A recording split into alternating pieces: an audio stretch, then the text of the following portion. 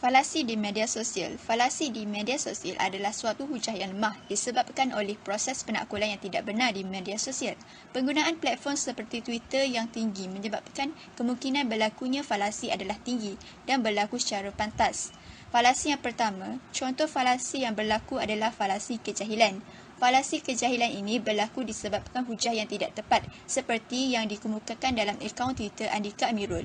Dalam ucapan ini, beliau seakan merendahkan dan mempersoalkan kredibiliti Imam Bukhari disebabkan periwayatan suatu hadis yang berstatus hadis dhaif. Pendapat ini adalah kurang tepat kerana perbahasan hadis dhaif ini sangat mendalam. Terdapat dua pendapat mengenai hukum beramal dengan hadis dhaif.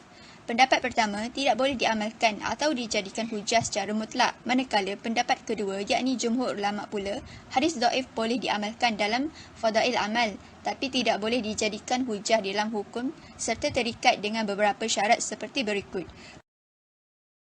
Pejabat Mufti Wilayah Persekutuan cenderung kepada pendapat yang kedua. Mengenai kredibiliti Imam Bukhari, beliau adalah seorang ulama yang sangat dikagumi sehingga hari ini. Imam Al-Bukhari telah membuat penyelidikan selama 16 tahun dan meneliti sebanyak 600,000 hadis. Namun, hanya 7,525 hadis yang beliau yakin kesahihannya akan dimasukkan ke dalam kitabnya iaitu Sahih Al-Bukhari. Kepribadian beliau ini diakui oleh ulama yang sezaman dengan Imam Bukhari, iaitu Imam Ahmad bin Hanbal. Beliau juga dikagumi dan dikenali oleh ilmuwan pada masa kini seperti Dr. Jonathan Brown. Dr. Jonathan Brown telah menulis pengiktirafan tokoh pelbagai mazhab dan sempadan geografi di dalam bukunya.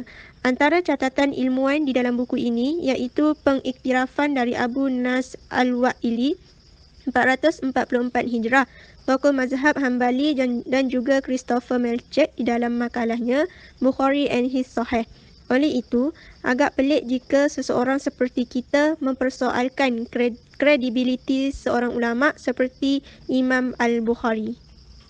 Falasi 2. Jenis falasi yang juga sering berlaku di media sosial adalah falasi inference atau tabiran. Falasi ini bermaksud andaian atau kesimpulan yang wujud di dalam pemikiran seseorang. Sebagai contoh, Ed Mirwar telah memuat naik di akaun Twitternya berkenaan pandangan bapa saudaranya iaitu pembelajaran ke peringkat yang lebih tinggi hanyalah satu pembaziran semata-mata kerana akhirnya akan menganggur jua. Pandangan ini menunjukkan pola pemikiran yang salah kerana menuntut ilmu itu adalah tuntutan dalam agama dan bukanlah suatu pembaziran. Oleh itu, pemikiran masyarakat berkenaan perkara ini perlu diperbetulkan kerana pelaburan yang terbaik adalah pelaburan untuk mendapatkan ilmu pengetahuan. Frasa belajar tinggi-tinggi pun ke dapur juga yang telah menjadi pemikiran atau mentaliti orang ramai sering dikaitkan dengan golongan wanita yang melanjutkan pelajaran ke tahap yang lebih tinggi. Namun, jika ditelusuri, penyataan ini adalah kiasan untuk wanita yang belajar atau berkerjaya agar mereka mengingati peranan sebagai seorang isteri atau anak di rumah. Maka, tidak salah untuk seorang wanita mempunyai pendidikan yang tinggi kerana ilmu itu juga yang akan digunakan di alam rumah tangga. Oleh itu, sebagai pengguna media sosial, kita seharusnya mengamalkan sikap tabayun untuk meneliti segala maklumat yang terdapat di media sosial sebelum membuat suatu pemikiran atau pendapat yang boleh membawa kepada kesalahan dalam berfikir atau falasi. Sikap saling nasihat-menasihati juga perlu untuk membetulkan pola pemikiran masyarakat agar tidak wujud keraguan terhadap fakta terutama di media sosial.